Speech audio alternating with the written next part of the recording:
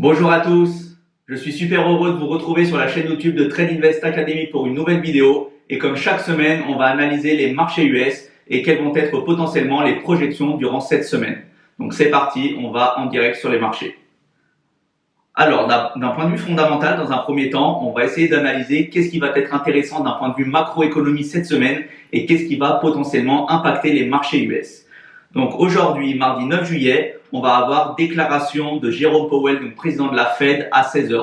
Donc autant dire qu'à chaque fois que le président de la Fed parle, ça a un impact fort sur les marchés et les acteurs majeurs des différents marchés attendent avec attention les paroles de Jérôme Powell. Donc attendez-vous bien sûr à une séance qui va être volatile.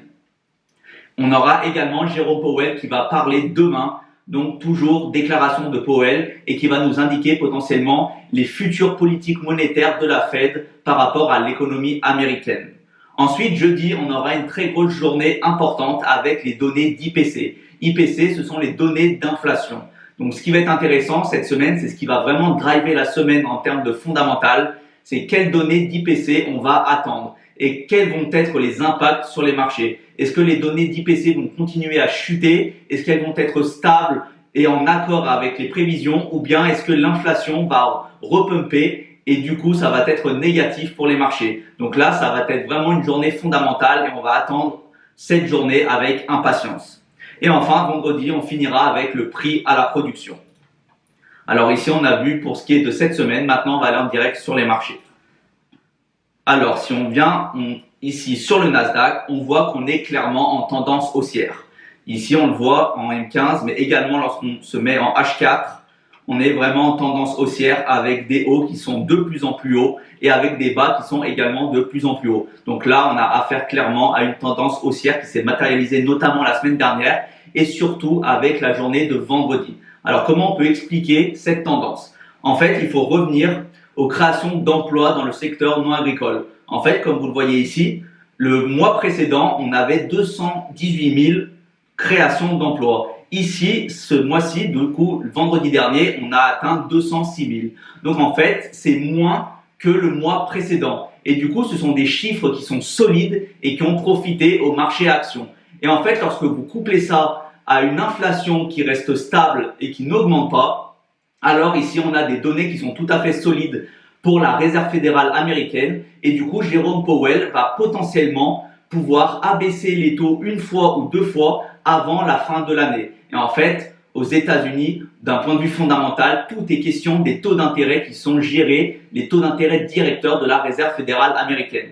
Donc ici, forcément, ça a profité au marché actions où on a une inflation qui est plutôt stable et modérée. Et on a également ici création d'emplois qui montrent que le secteur est solide et qu'on a des données macroéconomiques aux États-Unis qui sont solides. Et lorsque vous additionnez tout ça, forcément, ça va impacter de manière positive les marchés US et c'est pour cela qu'on est vraiment en tendance haussière et qu'on fait des plus hauts de plus en plus hauts. Donc si maintenant on revient sur le Nasdaq, vous voyez en H4, on a bien une tendance haussière. Ici, si je vous le matérialise, on a bien des hauts de plus en plus hauts. Donc là, on est vraiment en tendance haussière pour avoir atteint 20 740 sur le Nasdaq Futur. Donc ici, vous le voyez, on était dans une phase de consolidation et on a breaké cette phase de consolidation, cette phase de range. On l'a breaké ici à la hausse avec un très fort momentum haussier. Donc là, on a eu un très fort break. On a un breakout, on s'est appuyé dessus, donc la résistance est devenue support et ensuite, on est parti à la hausse. Et à partir des 20 300, on a établi plus de 400 points pour continuer cette tendance haussière. Donc maintenant, si on descend de time frame et on vient en H1, on voit encore une fois ici très bien qu'on était dans une phase de consolidation et qu'ici, on a un très fort momentum haussier. Pourquoi? On n'a même pas eu un retracement au niveau des 50% de Fibonacci. Donc, on était aux alentours des 23,6 plus la résistance qui est devenue support. Donc là, ça nous montre bien qu'on avait un très fort momentum haussier et que les acheteurs avaient vraiment la main sur les vendeurs. Et ça s'est vraiment matérialisé ensuite avec une tendance qui s'est clairement confirmée. Donc ici, ce qui est intéressant, c'est que maintenant, on va essayer de comprendre est-ce que cette tendance va perdurer? Est-ce que cette semaine, avec les données que l'on va avoir, notamment de la Fed et également de l'IPC, est-ce qu'on va continuer cette tendance haussière? Est-ce que ça va être validé? Ou bien, potentiellement, on va se retourner? Donc ici, si par exemple, on vient en M15, on va essayer de comprendre quels peuvent être des points d'entrée qui peuvent être intéressants. Donc ici, vous le voyez, on avait ici un BOS et on l'a breaké avec, on va dire, cette zone où les acheteurs se sont montrés présents. C'est ce qu'on appelle une demand zone. Donc je vais vous mettre ici. On a une demand zone M15. Donc ce qui va être intéressant, c'est de savoir est-ce que le marché va potentiellement revenir dessus pour prendre appui ou alors est-ce qu'on va continuer la tendance haussière du fait du gros momentum haussier qui est en cours. Donc on a également ici de l'imbalance, donc un déséquilibre dans le prix. Je vais vous le noter ici en jaune. Et donc c'est ce qu'on va appeler en anglais FVG ou Fair Value Gap. Et ici on a également des niveaux qui sont intéressants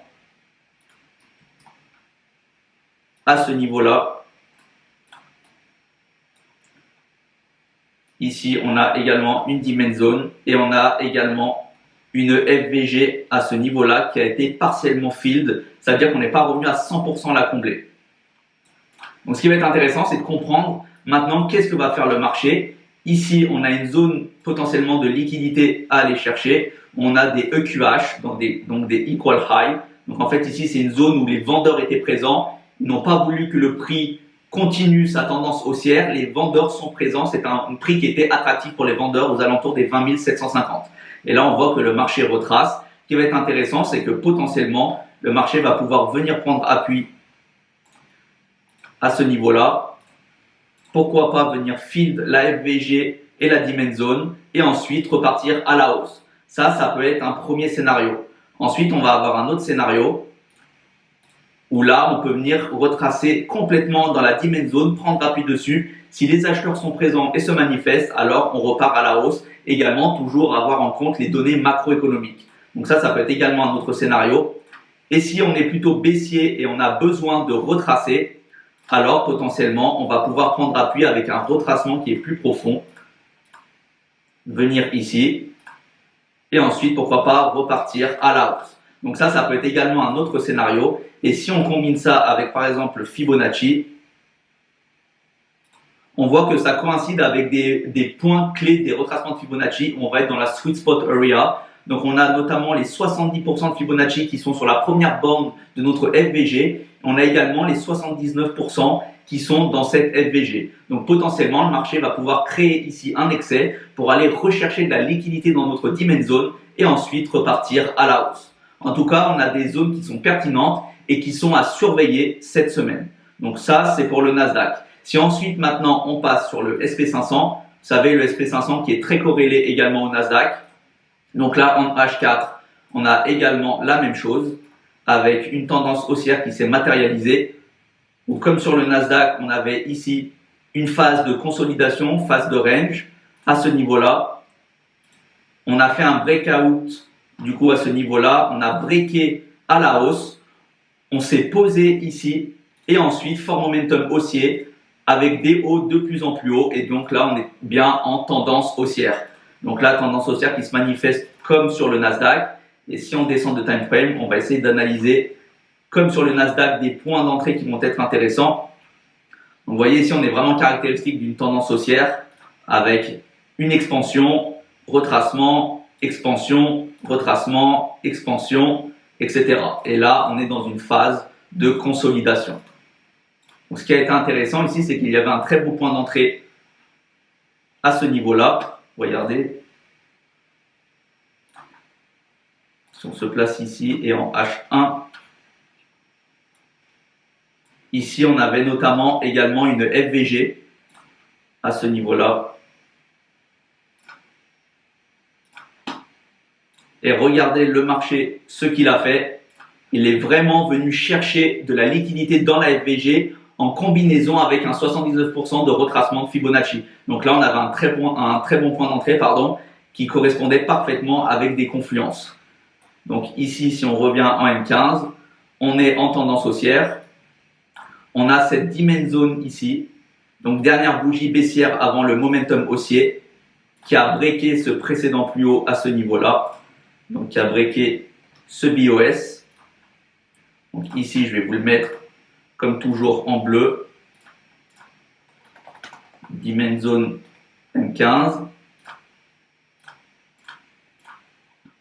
Et on a également ici une autre Demand Zone intéressante. Donc, ce qui va être intéressant, c'est de voir qu'est-ce que va faire le marché, parce que je vous le rappelle, le marché a toujours raison. Et on a également ici une zone de FVG.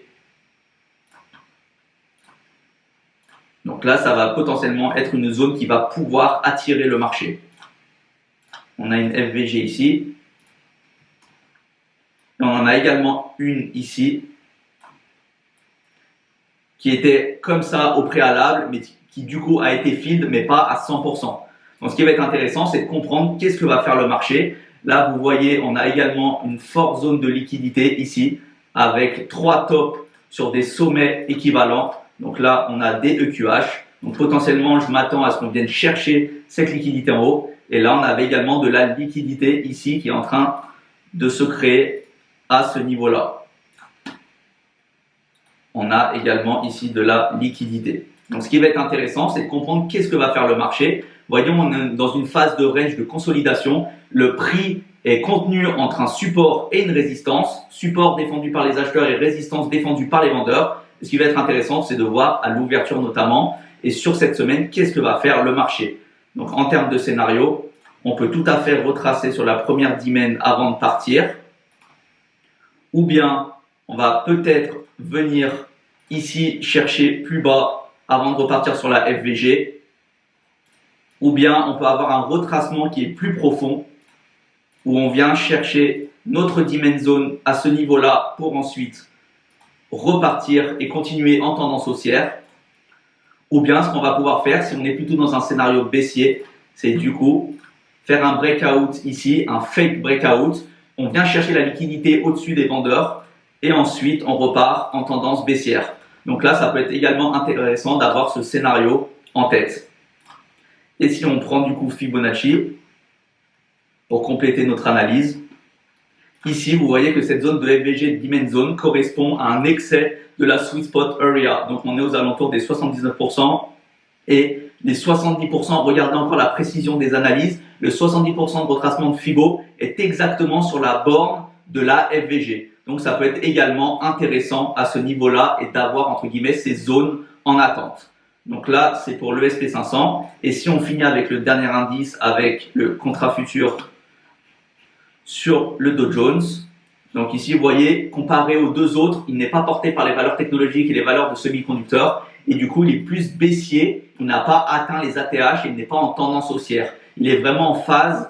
Il est dans son range et on voit qu'on oscille entre la borne inférieure et la borne supérieure. Donc on voit que pour l'instant, ici en H4, on réagit bien à cette zone. Donc ici, on avait une supply zone. Ici. Donc le marché a fait des excès, mais pour l'instant, les vendeurs sont présents à ce niveau-là. Donc ce qui va être intéressant, c'est de comprendre en fonction également de la macroéconomie, est-ce que le marché du coup va breaker ce niveau avec un fort momentum et ensuite continuer la tendance haussière, ou bien est-ce que ça va tenir et on va enchaîner du coup sur potentiellement une tendance baissière, où là, vous voyez, on est dans une phase de consolidation avec des excès et là, on peut baisser et ensuite continuer la tendance baissière et aller chercher, pourquoi pas, par exemple, ces niveaux de liquidité. Donc là, ça peut être également intéressant d'avoir ces différents scénarios sur le Dow Jones. On ne va pas devoir le trader de la même manière que le Nasdaq et le SP car il n'est pas soutenu par des valeurs qui le font être en tendance haussière, tendance forte. Donc ce qui va être intéressant également, c'est que si on baisse en M15, on a potentiellement des zones à surveiller. Vous voyez, ici, on a eu un très fort excès. Et ce qui va être intéressant ici, c'est que vous voyez, on a breaké à ce niveau-là et on a potentiellement ici une zone qui peut être intéressante. On a une supply zone M15, je vais vous le noter. Donc là, on est plus sur du court terme avec de l'analyse en M15. On a ici notre supply zone M15 et on a également ici donc de la liquidity void. Donc c'est-à-dire qu'on a beaucoup d'imbalance, on a beaucoup de déséquilibre dans le prix. Donc je vais vous le mettre comme ça, voilà. Donc ça peut être un premier scénario, en tout cas ça peut être une première zone qui peut être intéressant à surveiller et à voir dans ces analyses. Et on a également ici une Demand Zone M15. Également, autre zone avec un autre scénario. Donc, ça peut être intéressant d'avoir ça et de comprendre dans quelle direction va aller le marché.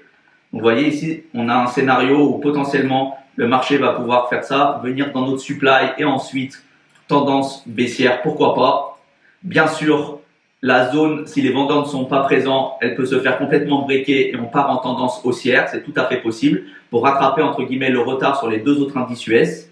Et on a également notre zone ici où le marché peut venir sur notre demand zone, prendre appui et ensuite repartir en tendance haussière. Donc ça peut être également un autre scénario. Et si vous complétez ça notamment avec un Fibonacci, vous voyez qu'ici ça a très bien réagi à ce niveau-là sur les 61,8. Et ici, si on prend ça, vous voyez que là, on a une zone des 79%. Donc, ici, on a les 79%. Donc, ça peut être intéressant de surveiller cette zone. Donc là, on va dire qu'on est plus sur un scénario, on va dire, haussier. Et à l'inverse, si on prend Fibonacci depuis le haut ici et qu'on retrace, vous voyez encore une fois ici la pertinence des analyses. On est exactement, notre supply zone est définie avec également les 61,8 et les 70% de Fibonacci. Donc ça, très intéressant également à prendre en considération, où le marché peut-être va faire ça, revenir à l'intérieur et ensuite nous donner une tendance baissière sur du M15. Donc en tout cas, j'espère que ça a été clair pour vous. En tout cas, ce sont mes différentes analyses et mes projections sur cette semaine d'un point de vue technique et également d'un point de vue fondamental avec toutes les données macroéconomiques. En tout cas, j'espère que ça a été clair pour vous, que ça vous a plu. N'hésitez pas à liker, à commenter, à partager. En tout cas, si vous avez des questions, n'hésitez pas en dessous de la vidéo à me les poser et je vous répondrai avec beaucoup de plaisir. En tout cas, merci à vous, bonne semaine de trading et on se retrouve la semaine prochaine.